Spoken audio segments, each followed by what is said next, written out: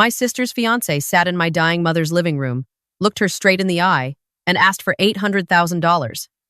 He called it a down payment on their future. He called it an investment in family. What he didn't know was that I'd spent the last 6 years at Deloitte auditing people exactly like him, people who dress up greed in the language of love. Before we get into this, make sure you subscribe to the channel and drop a comment telling me what time it is where you are right now. My name is Olivia Harmon. I'm 31 years old, and I work as a forensic auditor in Charlotte, North Carolina. If you don't know what that means, I basically get paid to find where money disappears. Corporations hire my firm when the numbers don't add up, when someone's been skimming, cooking books, hiding assets. I've unraveled embezzlement schemes worth tens of millions. I've traced shell companies through 4 countries. I've sat across from CFOs who swore they were innocent and watched them crumble when I showed them the spreadsheet that proved they weren't. But none of that prepared me for sitting in my mother's living room in Asheville, watching a man I barely knew try to steal from the woman who raised me. My sister Claire is 34. She's a veterinarian with her own small practice in Raleigh, one of those people who's brilliant with animals but dangerously trusting with humans. She'd been dating Derek Calloway for about 10 months when he proposed. I'd only met him twice. Once at Thanksgiving, where he charmed everyone with stories about his real estate development company, and once at Claire's birthday dinner, where he ordered the most expensive bottle of wine without checking if anyone else wanted something different. I noticed. Nobody else did. Mom had been diagnosed with pancreatic cancer 8 months before, stage 3. The doctors gave her a year, maybe 18 months with treatment. She was 63, still sharp as a tack mentally, but her body was failing.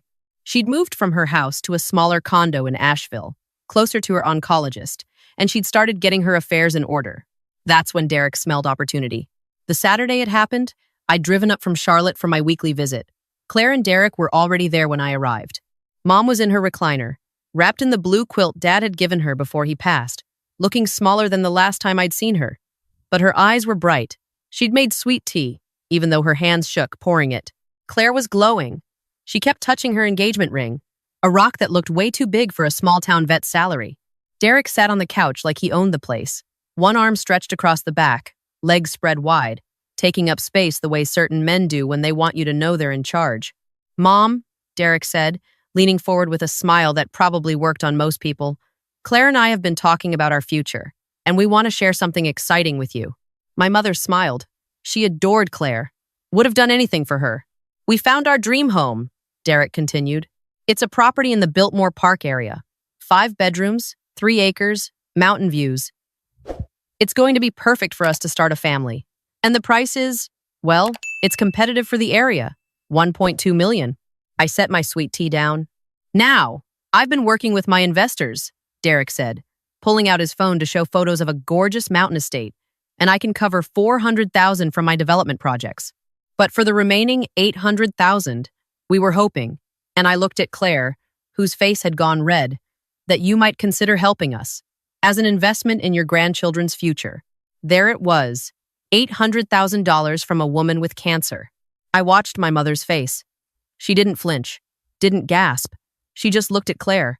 "Is this what you want, sweetheart?" Mom asked. Claire nodded, but she wouldn't look at me. Derek's hand was on her knee, squeezing gently, a gesture that looked loving but functioned like a leash. "The property won't last," Derek pressed. "We need to move within 30 days. The seller has other offers.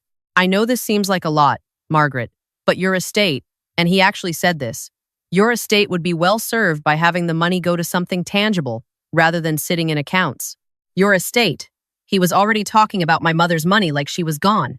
I opened my mouth to say something, but Mom held up her hand, the same hand that used to smooth my hair when I had nightmares, the same hand that was now bruised from IV lines. "Let me think about it," she said quietly. Derek's smile tightened just barely, but I caught it. He'd expected an immediate yes. "Of course," he said smoothly. "Family decisions shouldn't be rushed." He looked at me then, for the first time all afternoon. "Olivia, you're the numbers person. Maybe you can help your mom see what a smart investment this is." I smiled back. "Sure, I'd love to look at the numbers." Something flickered across his face. Uncertainty, maybe. Or the first tiny crack in his confidence. He recovered instantly, but I'd already seen it. I'd seen that exact flicker across dozens of faces in boardrooms when someone realized the auditor wasn't just going through the motions. After they left, Mom and I sat together in the fading afternoon light. She was tired. The visit had taken more out of her than she'd let on. "What do you think, Livy?" she asked, using my childhood name. "I think a man who asks a woman with cancer for $800,000 within 30 days is either desperate or dangerous. Probably both." Mom closed her eyes. Claire seems happy. Claire seemed happy with that guy in college who maxed out her credit cards too. A ghost of a smile. "You never liked Derek." "I don't trust Derek. There's a difference." She was quiet for a moment. "Your father would have known. He always could read people." Dad was a retired police detective. He'd passed 5 years ago. Heart attack on the golf course. If he'd been alive, Derek Calloway wouldn't have made it past the front door. "Look into it," Mom said softly. "But don't tell Claire. Not yet. If I'm wrong, I don't want to have hurt her for nothing." She wasn't wrong. And neither was I. Monday morning, I started digging. When you spend your career following money, you develop instincts. And every instinct I had was screaming. First thing I checked was the property. The Biltmore Park dream home, 5 bedrooms, 3 acres, mountain views. I pulled up the listing. It existed, all right. Listed at $1.2 million, just like Derek said. But when I called the listing agent pretending to be an interested buyer, she told me something interesting. The property had been on the market for 11 months. No other offers. The seller was actually willing to negotiate down to $900,000. So Derek had inflated the price by $300,000 right off the bat. Next, I looked into Derek's real estate development company, Calloway Premier Properties. He had a website, sleek and professional, showcasing luxury homes across the Carolinas.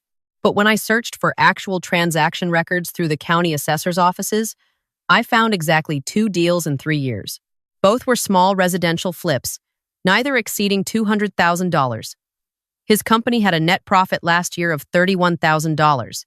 This was not a man who could casually cover $400,000 in cash. But here's where it got ugly. I have access to financial databases through my work. I don't use them for personal purposes. That would be a violation. But I do have friends. Specifically, I have a friend named Dana who works for a skip tracing firm that does background checks for law firms. I called her Tuesday night. "Dana, I need a favor. Full background on a Derek Allen Calloway, age 37, currently in Raleigh, North Carolina." Dana came back to me Thursday morning. "Liv," she said, and there was something in her voice that made my stomach drop. "How well does your sister know this guy?" "Tell me." "Derek Allen Calloway, born in Tampa, Florida. 3 previous addresses in 3 different states over the past 6 years. 2 civil judgments against him in Florida for unpaid debts totaling $90,000. A foreclosure on a condo in Atlanta. And the part that made me grip the phone so hard my knuckles went white. 2 previous engagements, both in the past 4 years. Both ended within weeks of the wedding. Both with women whose families had significant assets. The first was Rebecca Thornton in Savannah. Her family owned a chain of tire shops across Georgia. Derek had convinced Rebecca's father to invest $200,000 in a development project. The money went into an LLC that was dissolved 6 months later. The family tried to sue, but Derek had structured the deal so cleverly that their lawyers said it would cost more to litigate than they'd recover. The second was Melissa Park in Nashville. Her mother was a widow sitting on a life insurance payout of $800,000. Derek got engaged to Melissa, convinced the mother to loan him $350,000 for a condo development. The development never materialized. Melissa's mother filed a police report, but it was classified as a civil matter. No charges. 2 women, 2 families, $550,000 gone. And now he was sitting in my dying mother's living room asking for $800,000 more. I didn't sleep that night. I sat at my kitchen table in Charlotte with Dana's report spread out in front of me and my laptop open, cross-referencing everything. The LLC from the Savannah deal, Calloway Horizon LLC, had been registered at a UPS store mailbox. The Nashville Condo Development Company, CP Southeast Ventures, used the same registered agent, a paralegal in Atlanta named Trisha Bowen. I looked up Trisha Bowen. She was 29, worked at a small law office that specialized in business formations. Her Instagram was public. 3 months ago, she'd posted a photo from a weekend trip to Asheville. Tagged location was a resort just 15 minutes from my mother's condo. And in the background of one photo, barely visible but unmistakable, was Derek Calloway's silver BMW. Trisha Bowen wasn't just his registered agent. She was his partner, maybe in more ways than one. Friday evening, I drove to Asheville. I didn't call Claire. I didn't call Derek. I went straight to Mom's condo. I sat on the edge of her bed. because she was too tired that day to get up. And I told her everything. The inflated house price, the fake company, the 2 previous victims, Trisha Bowen. All of it. Mom listened without interrupting. When I finished, she was quiet for a long time. Then she said something I'll never forget. Call your sister, but let me be the one to tell her. Mom, you don't have to. Yes, I do. She's my daughter. And she needs to hear it from someone who loves her more than anyone in this world. Not from a report. Claire came over Saturday morning. She walked in looking happy, talking about wedding venues, and my heart broke because I knew what was coming. Mom sat her down. She took Claire's hand in both of hers, those trembling, bruised hands, and she said, "Baby, I need to tell you something about Derek, and I need you to listen all the way through before you say anything." Claire's face went from confused to concerned to devastated over the next 20 minutes. She kept shaking her head. She kept saying, "No." When Mom showed her the documentation I'd prepared, Claire's hands were shaking so badly she could barely hold the papers. "This can't be right," she whispered. "He loves me. He wouldn't do this." I showed her the Savannah case, the Nashville case, the photos of Trisha Bowen. Claire stared at the Instagram screenshot for a long time. "That's his car," she said finally, her voice hollow. "He told me he was at a conference in Atlanta that weekend." Silence filled the room like water filling a sinking ship. Then Claire did something I didn't expect. She didn't cry. She didn't scream. She picked up her phone and called Derek. Put it on speaker. "Hey, babe," he answered, cheerful and unsuspecting. "What's up?" "Derek, that house in Biltmore Park. Is the seller really firm at 1.2 million? A pause. "Absolutely. My agent confirmed it yesterday." "Why?" "Because I just called the listing agent myself. She says it's been on the market for 11 months and they'll take 900,000. The silence on his end lasted 3 full seconds, an eternity in a conversation. "That's," he stammered. "That must be a different property. The one I'm looking at it's a newer listing, different lot. It's the same address, Derek." I read it off the listing she pulled up. "Look, there might be some confusion with the listings. Let me call my agent and sort it out. We can talk about it at dinner, okay?" "Sure," Claire said, her voice perfectly steady. "Dinner sounds great." She hung up, looked at me. "Now what?" "Now," I said, "we set a trap. Over the next 4 days, I built a case the way I build audit reports. Methodical, thorough, airtight. I contacted Rebecca Thornton in Savannah through LinkedIn. She responded within an hour. "If this is about Derek Calloway," she wrote, "I'll tell you everything." We talked for 2 hours. Rebecca was angry. Not just about the money, though $200,000 was devastating for her family. She was angry because she'd loved him. She'd believed every word he said. And when it all fell apart, he'd made her feel like it was her fault for not trusting him enough. Melissa Park in Nashville was harder to reach. She'd changed her number, deleted social media. But her mother, Grace Park, still had the same phone number. When I explained who I was, Grace started crying. "We lost everything," she said. "My husband's life insurance, the money that was supposed to keep me comfortable for the rest of my life. And the police said it was a civil matter. They said I gave him the money willingly." I told her what I was planning. She said she'd testify anywhere, anytime. The trap was simple. Claire told Derek that Mom had agreed to the $800,000.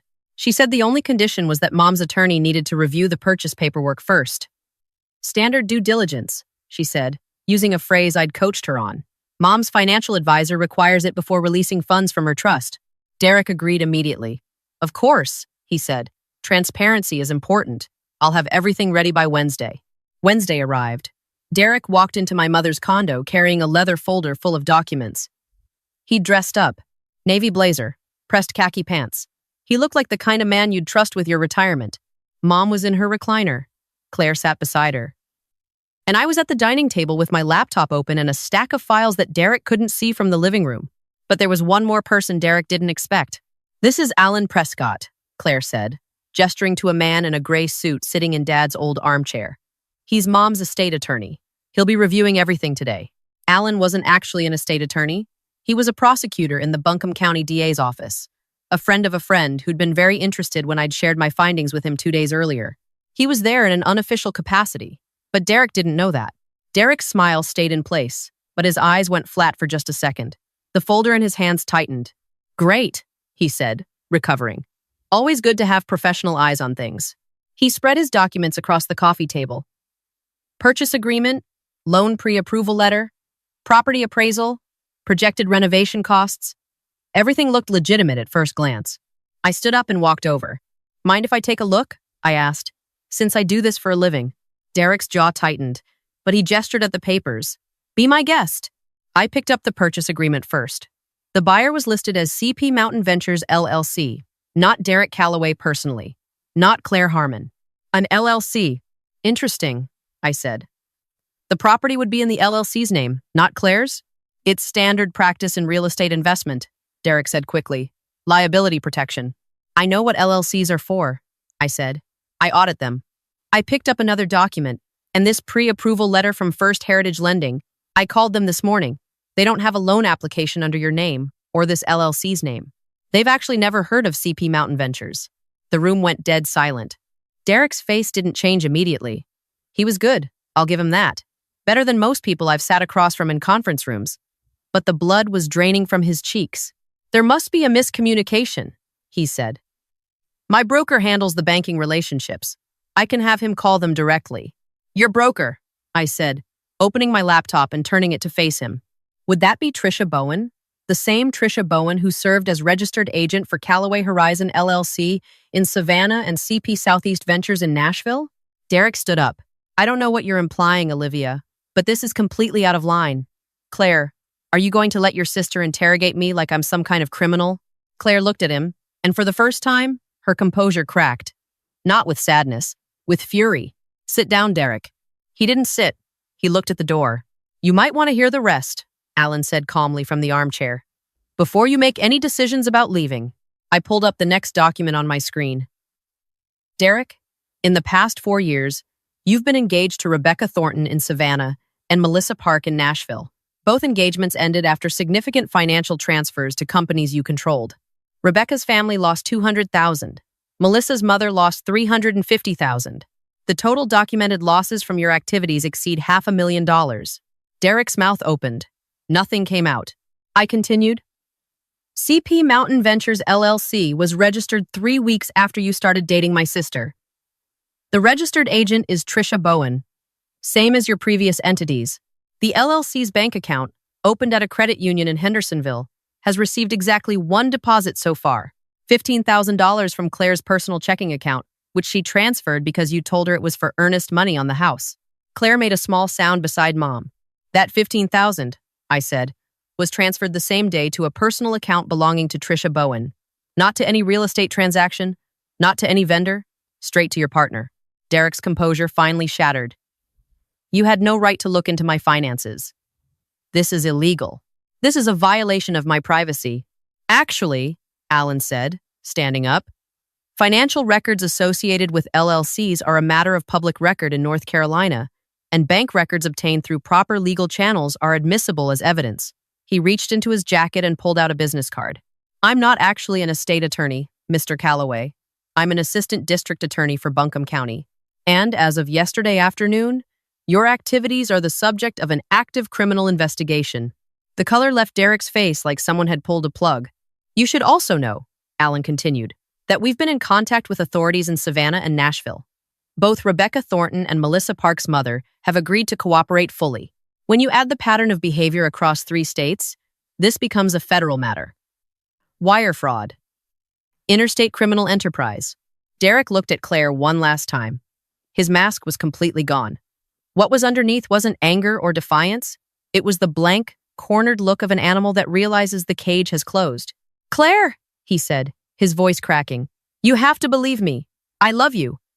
Everything between us was real. The business stuff? That's just misunderstandings.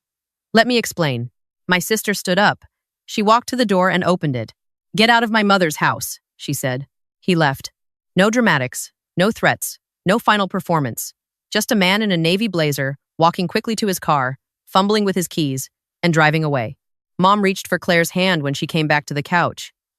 Claire sat down, and for the first time that day, she cried. Not quiet tears. The kind of crying that comes from somewhere deep, the place where you kept all the hope that turned out to be built on nothing. I held my sister while our mother stroked her hair with those trembling, beautiful hands. The aftermath moved quickly. Alan's office coordinated with federal prosecutors. Derek was arrested 9 days later at a gas station outside of Greenville, South Carolina, headed south with Trisha Bowen in the passenger seat and $42,000 in cash in the trunk. Trisha broke first. Within 24 hours of her arrest, she was cooperating with investigators, providing bank records, emails, and details of 7 additional victims across 5 states that nobody knew about. The total scheme, spanning 6 years, had netted Derek and Trisha over $1.8 million. Rebecca Thornton flew to Charlotte for the federal hearing. We met in person for the first time in the courthouse hallway. She hugged me so hard I couldn't breathe. "I spent 3 years thinking I was stupid," she said. 3 years blaming myself for trusting him. "You weren't stupid. He's a professional. That's what they do." Melissa Park's mother, Grace, testified by video link from Nashville. She was 71 years old, living in a 1-bedroom apartment because she'd lost her house after giving Derek her life insurance money.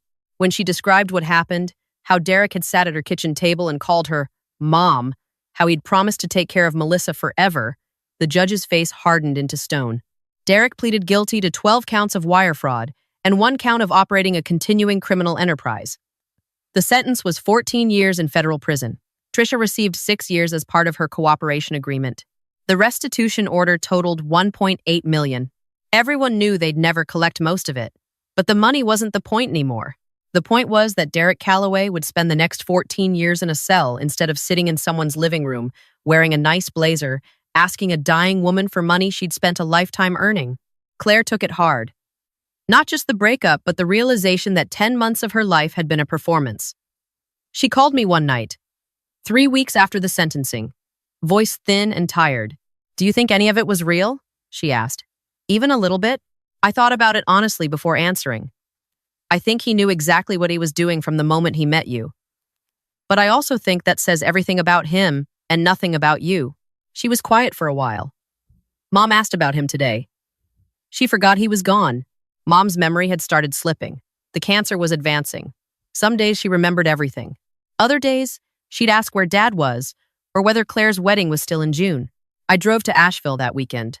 Mom was having a good day. We sat on her little patio, looking at the mountains, and she said something that stays with me. "Your father used to say that the worst criminals aren't the ones who break into your house. They're the ones you invite in." I think Dad was right. She smiled. He usually was. Then she looked at me. "You saved your sister, Livy. You used that big brain of yours for something that mattered." Mom passed 4 months later, on a Tuesday morning in October, with Claire holding one hand and me holding the other. She'd revised her will during those last months. The estate, after medical bills, came to about $620,000. She split it equally between Claire and me, with a note that read, "Spend it on something that makes you happy, not on someone who tells you they'll make you happy." Claire used part of her inheritance to expand her veterinary practice. She hired 2 new vets and opened a low-cost clinic for families who couldn't afford regular pet care. She named it Margaret's, after Mom. I kept doing what I do, following money, finding the truth. But something shifted after Derek. I started volunteering with a nonprofit that helps victims of romance fraud, teaching people how to spot the red flags, the financial ones that hide behind flowers and promises. 6 months after the sentencing, I got a letter forwarded from the DA's office. It was from a woman in Tampa, Derek's hometown. She'd read about the case online and wanted to tell someone that Derek had done the same thing to her sister 8 years ago, before any of us had ever heard his name. Her sister had been too ashamed to report it. I called her that afternoon, told her it wasn't her sister's fault, told her she wasn't alone, connected her with the nonprofit. And I thought about Mom, sitting in her recliner, sick and tired and still sharp enough to say, "Look into it." She knew. The way mothers know. The way people who love you know. Not the details, not the evidence, not the bank records. Just the fundamental truth that something was wrong, and that the person sitting in her living room smiling that practiced smile did not deserve her daughter. Derek Calloway is serving year 2 of his 14-year sentence at a federal facility in Alabama. Trisha Bowen is in a women's facility in West Virginia. The restitution payments trickle in, a few $100s a month from whatever prison wages they earn. Grace Park will never get her life insurance money back. Rebecca Thornton's family wrote off their losses years ago, but none of them are alone anymore, and none of them blame themselves. That's worth more than anything Derek ever stole. The other day, Claire called me laughing. She'd been on a date with a guy from her running club, a high school science teacher. They went to a taco truck for dinner. The whole evening cost $11. He didn't mention money once. Claire said, still laughing. Not once, Livy. We talked about dogs and hiking and whether Die Hard is a Christmas movie. I smiled. Sounds like a keeper. We'll see. But I'll tell you one thing. If he ever pulls out a leather folder at Mom's dining table and starts talking about investment opportunities, I'm calling you before he finishes the first sentence. Good, I said, because I'll be ready. If you liked this story, please like this video, subscribe to the channel, and share your thoughts in the comments. To listen to the next story, click the video on the left. Thank you for watching.